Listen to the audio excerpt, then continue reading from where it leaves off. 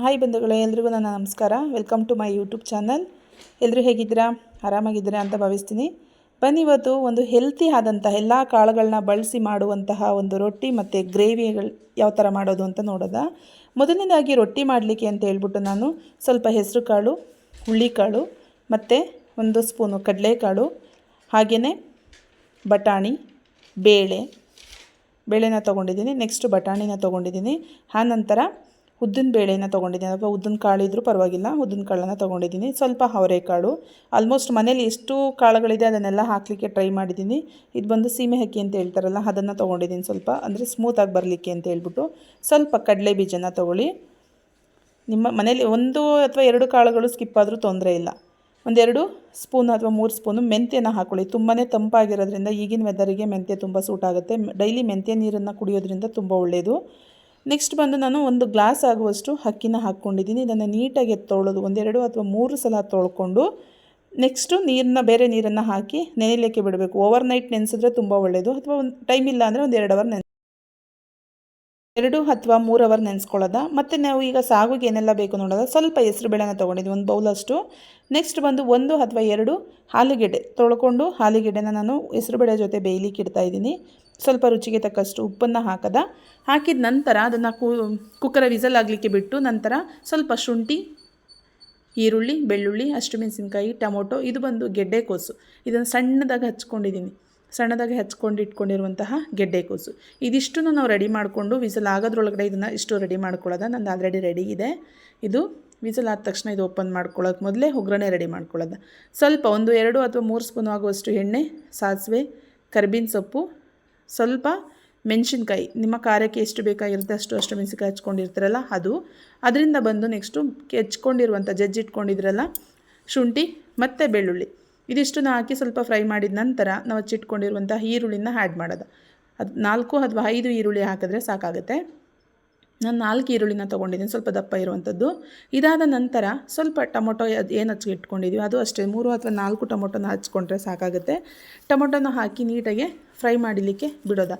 ನಾವು ಆದಷ್ಟು ಎಲ್ಲ ಕಾಳುಗಳನ್ನ ಯೂಸ್ ಮಾಡಿರೋದ್ರಿಂದ ತುಂಬ ಹೆಲ್ತಿ ಆದಂಥ ರೆಸಿಪಿ. ಒಮ್ಮೆ ಟ್ರೈ ಮಾಡಿ, ತುಂಬ ಚೆನ್ನಾಗಿ ಬರುತ್ತೆ. ಮಕ್ಕಳುಗಳಿಗೆ ಮತ್ತು ರೊಟ್ಟಿನ ಇಷ್ಟಪಟ್ಟು ತಿನ್ನುವಂಥವ್ರಿಗೆ ತುಂಬ ಖುಷಿ ಆಗುತ್ತೆ.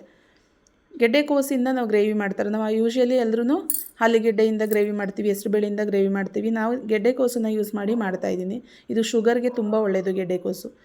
ಹೆಸರುಬೇಳೆ ಬಂದು ತುಂಬ ತಂಪು, 2 ಕಾಂಬಿನೇಷನ್ ಇರೋದ್ರಿಂದ ತುಂಬ ಟೇಸ್ಟಿಯಾಗಿ ಬರುತ್ತೆ. ನಾನು ಬೆಂದಿರುವಂತಹ ಆಲೂಗೆಡ್ಡೆ ಮತ್ತು ಹೆಸರುಬೇಳೆ ಎರಡೂ ಸಿಪ್ಪೆ ತೆಗೆದುಬಿಟ್ಟು ಆಲೂಗೆಡ್ಡೆನ ಹೆಸರುಬೇಳೆ ಜೊತೆಯಲ್ಲಿ ಸ್ವಲ್ಪ ಸ್ಮ್ಯಾಶ್ ಮಾಡ್ಕೊಂಡಿದ್ದೀನಿ. ಇದು ಒಗ್ಗರಣೆ ರೆಡಿ ಇದೆ. ಇದ್ರ ಜೊತೆಗೆ ಅದನ್ನು ಆ್ಯಡ್ ಮಾಡ್ತಾಯಿದ್ದೀನಿ. ಇದಕ್ಕೆ ಬಂದು ನಾವು ಯಾವುದೇ ರೀತಿ ಜಾಸ್ತಿ ಪೌಡ್ರ್ಗಳು ಬೇಡ. ಸ್ವಲ್ಪ ಅರಿಶಿನ, ಅಚ್ಚ ಖಾರದ ಪುಡಿ, ಜೀರಿಗೆ ಮತ್ತು ಗರಂ ಮಸಾಲ, ಕಸ್ತೂರಿ ಮೇಥಿ ಇಷ್ಟನ್ನು ಹಾಕಿ ರುಚಿಗೆ ತಕ್ಕಷ್ಟು ಉಪ್ಪನ್ನು ಹಾಕಿಬಿಟ್ಟು ನಾವು ಅದನ್ನು ಬೇಯಲಿಕ್ಕೆ ಬಿಟ್ಕೊಳ್ಳೋದು. ಅದಾದ ನಂತರ ನಾವು ನೆನೆಸಿರುವಂತಹ ಕಾಳುಗಳೇನಿದೆ ಅದನ್ನು ರುಬ್ಕೋಬೇಕಾಗುತ್ತೆ. ನೋಡಿ, ಎಲ್ಲ ರೀತಿಯ ಕಾಳುಗಳು ಓವರ್ ನೈಟ್ ನೆನೆಸಿರೋದ್ರಿಂದ ತುಂಬ ಸ್ಮೂತ್ ಆಗಿದೆ. ನಾನಿವಾಗ ಇದನ್ನು ರುಬ್ಕೋತೀನಿ. ನೋಡಿ, ರುಬ್ಬಿ ರೆಡಿಯಾಗಿದೆ. ಎಷ್ಟು ಚೆನ್ನಾಗಿ ಬಂದಿದೆ. ನೀವು ದೋಸೆ ಹಿಟ್ಟಿನ ಹದಕ್ಕೆ ಅದನ್ನೇನು ಮಾಡ್ಬೋದು, ರುಬ್ಕೋಬೋದು. ಇದಕ್ಕೆ ರುಚಿಗೆ ತಕ್ಕಷ್ಟು ಉಪ್ಪು, ಜೀರಿಗೆ ಮತ್ತು ಇದೆಲ್ಲ ಆ್ಯಡ್ ಮಾಡ್ತಿಲ್ಲ ನಾನು. ರುಚಿಗೆ ತಕ್ಕಷ್ಟು ಉಪ್ಪನ್ನು ಮಾತ್ರ ಹಾಕೋತಾ ಇದ್ದೀನಿ. ಉಪ್ಪು ಹಾಕಿ ದೋಸೆ ಹಿಟ್ಟು ರೆಡಿಯಾಗಿದೆ.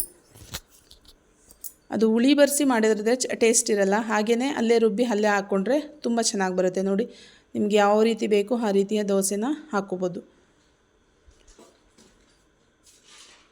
ಇಷ್ಟು ತುಂಬ ತೆಳುವಾಗಿದೆ ಮತ್ತು 2 ಕಡೆಯೂ ನೀಟಾಗಿ ಬೇಯಿಸೋದ್ರಿಂದ ಟೇಸ್ಟಿಯಾಗಿ ಬರುತ್ತೆ. ಎಲ್ಲ ಕಾಳುಗಳು ಕಡಲೆ ಬೀಜ ಯೂಸ್ ಮಾಡಿದ್ದೀವಿ, ಅದರಿಂದ ಒಳ್ಳೆ ಟೇಸ್ಟ್ ಇರುತ್ತೆ.